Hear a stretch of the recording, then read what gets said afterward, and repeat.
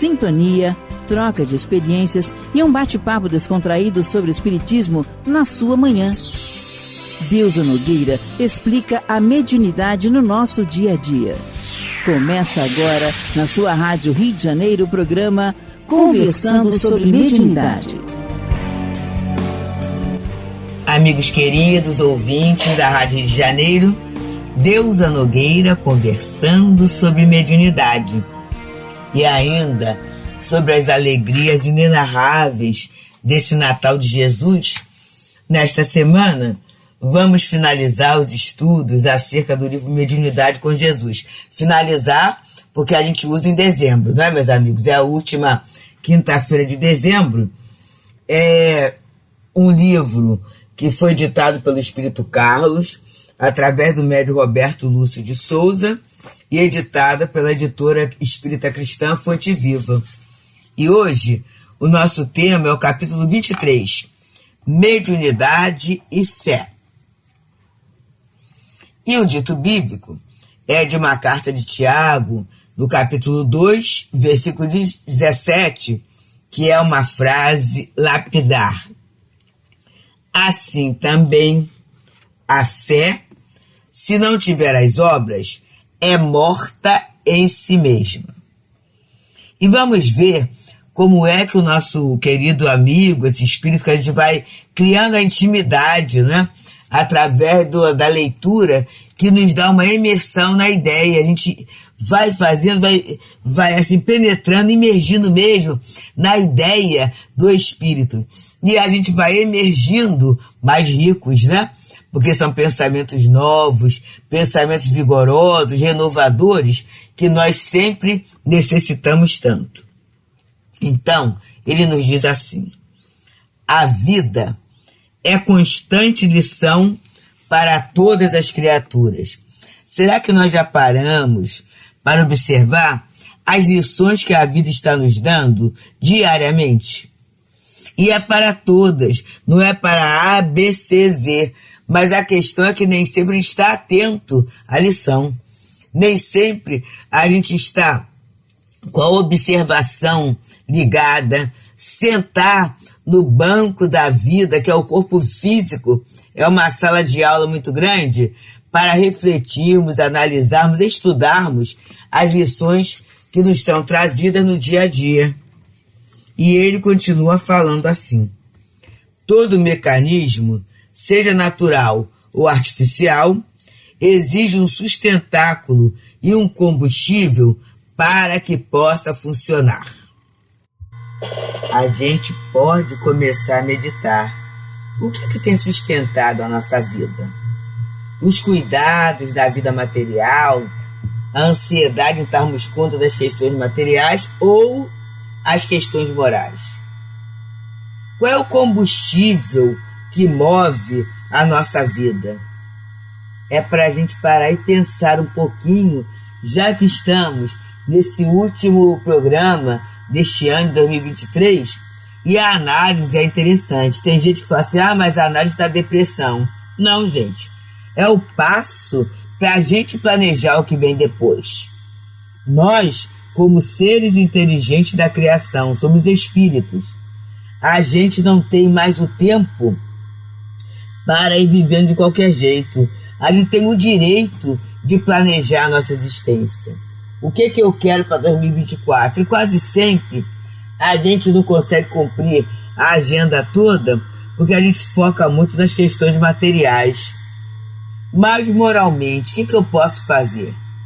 Eu preciso orar para dar conta das minhas questões, mas eu preciso também arar o campo em que eu estou localizada, né? O campo em que eu estou sendo convocada a servir.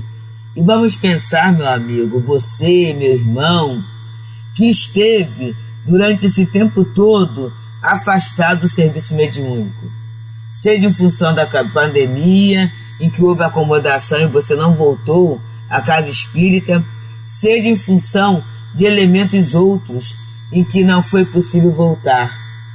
Mas todos nós sabemos que somos médiuns, que assinamos esse compromisso, vamos dizer assim, antes de reencarnarmos, que fomos preparados para o exercício da tarefa mediúnica. Então, amigos, a hora não é essa? A hora não é essa de começar? Algumas casas até tiveram recesso, um pequeno recesso. Que tal a gente voltar agora após o recesso para irmos nos realimentando, nos readaptando para o exercício da tarefa mediúnica que é tão caro e tão grato a cada um de nós? E o irmão Carlos continua trazendo exemplos da natureza. As plantas enraizam-se sob terreno fértil que lhes serve de base. Entretanto, não prescinde da água, dos nutrientes e da luz, que lhes são recursos para o crescimento. É interessante que nós aqui no Teresa d'Ávila ganhamos uma planta. E aí a plantinha, a suculenta é tranquilo, mas as outras plantas não, porque necessitam de quê? De luz, de rega. E aí, como o centro ainda não está aberto todo dia, o que a gente teve que fazer? Trazer algumas para algumas casas, né? Para regar, para ter o cuidado todo. Para quê, meus amigos? Para que ela possa florescer, para que elas possam crescer, para que elas possam, se Deus quiser, quando se fizer a obra, né? O planejamento de um jardim, de um pequeno jardim. A gente tem um jardim de Teresa, né? Um recanto que ofereça beleza, que ofereça descanso, que ajude as criaturas a meditar, a se equilibrar. Isso é muito interessante a gente trabalhar essa questão. Mas tem que ter o elemento, além do solo, tem que ter o cuidado. Aí ele vai falando agora da abelha. A abelha constrói a colmeia que lhe serve de campo e de trabalho, mas ela necessita do pólen que recolhe das flores para produzir mel e cera, os verdadeiros objetivos da sua tarefa. É muito interessante, né, gente? A colmeia é beleza mesmo, uma beleza arquitetônica, toda certinha, né? Aqueles elementos hexagonais, tudo certo. Mas ela, por si só, não produz nada. Aí ela vai o quê? Trabalhar. Vai voar, né? Vai escolher as flores. E é tão interessante que é um trabalho seletivo, não é qualquer flor que ela tira o pólen. E a gente tem até os méis, vamos dizer assim, especializados, né? Mel de flor de laranjeira. Então a abelha, ela só vai naquele campo e produz. E aí ela vai produzir o mel, produzir a cera, que é o objetivo da tarefa, né? Aliás, uma delícia, né, gente? Quem já teve a oportunidade de pegar um favo de mel, é muito gostoso. Que trabalho lindo feito pelas nossas irmãs, as abelhas, né? E aí ele vai agora para o homem.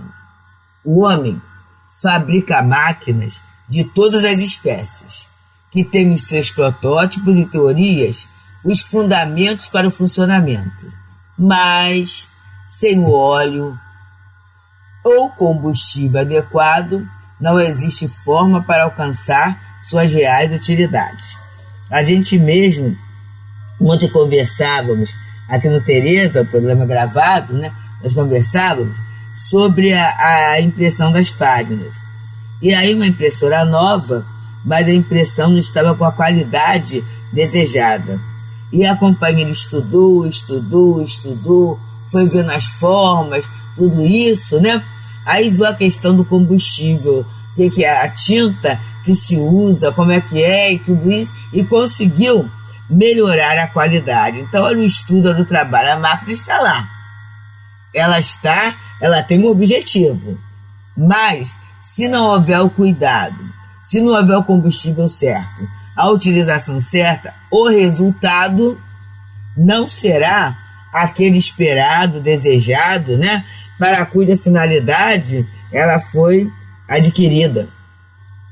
E aí, irmão Carlos continua a nos falar. É muito interessante, gente, que aqui na Rádio Rio de Janeiro, durante todo esse mês de dezembro, nós estudamos a obra Mediunidade com Jesus, que é desse espírito querido, né? A gente vai tendo essa querência e essa amizade, porque é muito bom a gente ter essas ideias que nos despertam. Inclusive o prefácio dele, do livro, da obra, foi feito por Martins Peralva, o querido Martins Peralva, em 1º de maio de 1995. Muito bonita a forma, né, como ele trata a obra, né? Um belo título, um ótimo livro. E aí a gente vai tendo contato. E através da Rádio Rio de Janeiro, essa emissora da fraternidade, essa emissora cristã, essa emissora espírita, durante todo o mês, todo o tempo em que estudamos, nós preparamos a comemoração do Natal de Jesus. Essa preparação, através do trabalho, através do esforço, através do equilíbrio, através de toda essa movimentação no bem, essa movimentação cristã. E por isso ele sempre pede, meus amigos, não só nesse período, mas durante todo o ano. A gente sabe que vamos começar aí um novo mês, e no novo mês, né, tem as despesas de dezembro, tem as taxas que tem que pagar, material escolar, mas que a gente não esqueça de reservar um tantinho para a nossa rádio. Porque, na verdade, vamos pensar bem, se nós damos conta de tanta coisa, se nós conseguimos desempenhar tantas funções, é porque a espiritualidade nos ajuda. E a rádio, ela é um veículo de sintonia com essa espiritualidade superior, que está ao alcance de todos nós, né? Então, vamos manter essa rádio no ar 24 horas por dia, 7 dias por semana. Vamos manter. É o nosso óbolo, muitas vezes o óbolo da viúva. É aquele tantinho, mas que vai com a nossa boa vontade, com a nossa vibração de carinho, com o nosso desejo de amor, a coisa vai vai aumentando, né? Vai sendo compartilhado cada vez mais.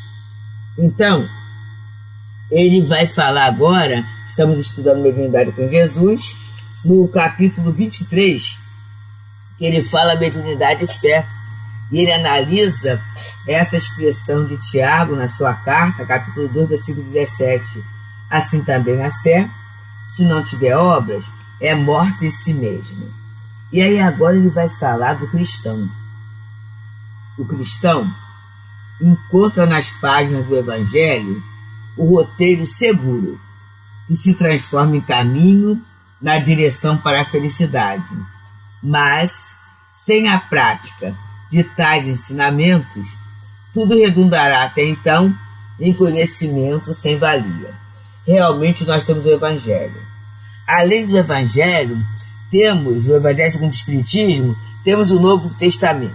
Mas o cristão, ele encontra no Evangelho, né, no Novo Testamento, ele vai encontrar todo um roteiro de conhecimento e de procedimentos. Temos no Novo Testamento a trajetória de Jesus contada de forma resumida. Mas essa forma resumida já nos ajudaria a nos mantermos de pé. Aí vem a terceira revelação, do Evangelho segundo o Espiritismo. O Evangelho segundo o Espiritismo vai trazendo para todos nós um manancial de aplicações morais, práticas no nosso dia a dia. Consolação, entendimento, roteiros, né? Busca, como buscar, nós temos no Evangelho segundo o Espiritismo. Mas aí está lá o roteiro. Se a gente não tentar praticar, e aí temos lá no capítulo 6º, o item do Espírito Verdade, reconhece o verdadeiro espírita pela sua transformação moral e pelos esforços que emprega em domar as suas más inclinações. Essa é a proposta, né? É a resposta de toda a doutrina espírita para a vida de cada um de nós. Esse é o roteiro para todos nós, né? Essa transformação moral. E a transformação vai ser dada através de quê? Do uso do conhecimento. Enquanto o conhecimento está arquivado, vale a pena, vai. Ele vai estar lá guardado, bem guardado. Mas a gente até, nesse final de ano, em que muitos de nós fizemos a nossa limpeza, as arrumações, então vamos fazer, o que a gente faz? A gente descarta tudo que é inútil. A gente doa aquilo que pode ser usado por outro. Já vimos, meus amigos, que no meio dessas arrumações, a gente encontra coisas que a gente havia esquecido que possuía. Então, essa arrumação, ela é material, mas ela é também mental, ela é também moral. A gente tem que ver tudo aquilo que eu não uso e tudo aquilo que eu esqueci. E muitas vezes as lições morais ficam esquecidas. Então, estudar sempre é uma forma de reavivarmos aquele conhecimento e trabalharmos através da prece, da nossa postura, a vontade de validarmos através da conduta. E eu só valido, gente, quando eu sinto que esse conhecimento é útil, que ele é importante na minha vida. Porque senão, continua ficando lá no cantinho, tal qual aquelas questões que estão na gaveta, tal qual aquelas notas que estão nas nossas bolsas e que a gente não precisa mais utilizar, né? Tem aquelas notas que estão lá, não vou jogar no lixo, não vou jogar no chão, tudo bem. Mas eu preciso usar, às vezes, papel de bala, né? Certas embalagens que a gente vai guardando e daqui a pouco a bolsa tá pesada por quê? Tá cheia de coisa que eu era para botar no lixo e não coloquei na hora. Então, aqui é a utilização, né? A gente sabe que educadamente eu não vou jogar nada no lixo, na rua. Mas eu sei que eu devo jogar, mas nem sempre a gente tem a disciplina de chegar em casa e lembrar de fazer isso. E aí a gente vai acumulando coisas inúteis. Com o Evangelho é assim, a gente estuda. A gente vai assim, eu vou usar, mas daqui a pouco fica guardado lá na bolsa da memória. E a gente não faz o esforço de utilização. O que acontece? Ele vai ficar lá na bolsa. Agora vai pesar, porque pesa na consciência aquilo que a gente conhece. Foi a lição da semana passada, de terça-feira, que é Tiago também. Aquele, pois, que sabe fazer o bem e não o faz, comete pecado. Quer dizer, se eu sei o que é para fazer e não faço, eu acabo caindo, né, tendo esse peso na consciência que vai me dar o que é uma infelicidade. Não é porque Deus, alguém esteja me castigando, não. Mas é a infelicidade de não buscar a felicidade. É a infelicidade escolhida, não é? E aí, ele vai falar agora, irmão, do médium. Meu Deus. O médium possui em si a faculdade, que pode servir de alavanca para o seu aprimoramento. Entretanto, sem a sua vivência afetiva e efetiva no auxílio ao próximo, ela para nada lhe servirá. Então, a mediunidade não é campo de brincadeira, não é campo de diversão, não é campo de coisas pequenas. A mediunidade, ela vem para ajudar a gente a vivenciar o Evangelho através do quê? Do auxílio ao próximo. Do auxílio ao próximo. A gente pode auxiliar através da palavra, através do pensamento, através do gesto, através das atitudes. É isso. E aí, para a gente não ficar só na questão teórica, a doutrina nos convida a essa caridade também material, né? Que vai me obrigar ao contato com o outro, que vai me levar a olhar o outro, a conhecer novas histórias. E o conhecimento de novas histórias vai ampliar o nosso campo, ou melhor, a nossa bagagem, para que os espíritos possam se utilizar dela, não é? Então ele vai falando, é uma vivência afetiva, por quê? A gente acaba gostando do irmão, seja na caridade material, seja na moral, né? Quantas vezes numa conversa fraterna, aquele companheiro que a gente atendeu, que a gente convidou, né? Que a gente trabalhou, que a gente teve aquele momento de inspiração, de orientação, ele vive nas nossas preces e muitas vezes até se torna um amigo. É essa vivência afetiva. Mas ele fala efetiva por quê? Não adianta, quer dizer, adianta, mas eu faço o trabalho num dia, depois do ano que vem, quando me interessar, quando eu tiver tempo, quando eu puder. Não, gente, é afetiva e efetiva. É essa disciplina que as casas espíritas exigem, né? Colocam pra gente e a gente às vezes acha que é uma bobagem. Mas o que é ser efetiva? É fazer sempre. Então, eu lembro de uma mensagem de Inácio Bittencourt, através do nosso médium altivo, num dos encontros de medicina espiritual, que ele é um dos patronos, né, do trabalho, e ele falou que nós médiuns deveríamos nos exercitar, nos esforçar para ter o hábito de auxiliar alguém. Porque a mediunidade é ferramenta de serviço. E então nosso irmão termina o texto falando assim: assim, mais uma vez, fica claro que a fé é o solo firme da crença, mas só a caridade é a vivência intensa do amor, dando à vida o papel exemplar para o mundo, naquele que aceitou divulgar a lição do Senhor. E aqui já tem muitas coisas. Nós médiuns, nós aceitamos, através da mediunidade, a divulgar as lições de Jesus. Através do meio, através da instrumentalidade da mediunidade. Então, isso aí é para divulgar Jesus. Jesus é exemplar. Exemplar. Então, para divulgar Jesus, eu vou ter que ter a fé. Olha quando ele falou da planta, né? Ele falou da abelha, ele falou do homem. A fé é o solo vivo da crença. E a nossa fé, graças a Deus, é uma fé raciocinada. Ninguém nos impõe nada. A doutrina espírita nos ajuda e nos ensina a pensar.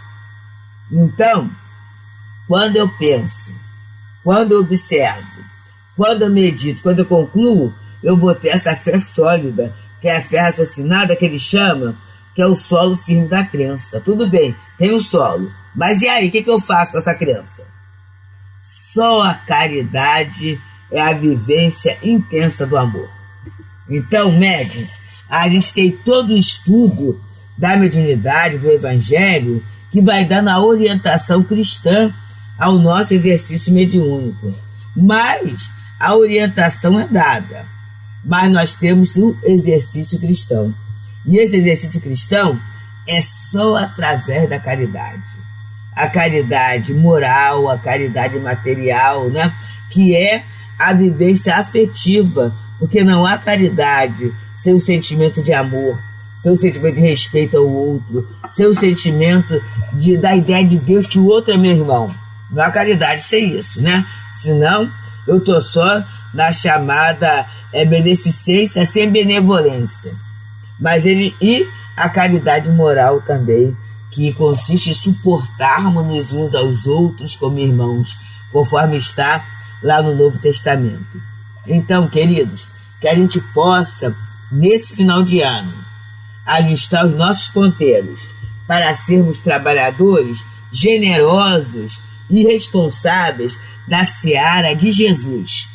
E assim, aproveitando as ferramentas que a lei da vida está dando a todos nós, com toda certeza, nós iremos ter um ano novo muito feliz, repleto de realizações, de saúde moral, de paz de espírito. Então, amigos, feliz ano novo. Feliz ano novo com Jesus. Feliz ano novo com os amigos espirituais que dirigem a nossa casa. Feliz ano novo, ouvindo a voz do nosso próprio guia espiritual. Muita paz. Deusa Nogueira explica a mediunidade no nosso dia a dia. Programa Conversando sobre Mediunidade. Unidade.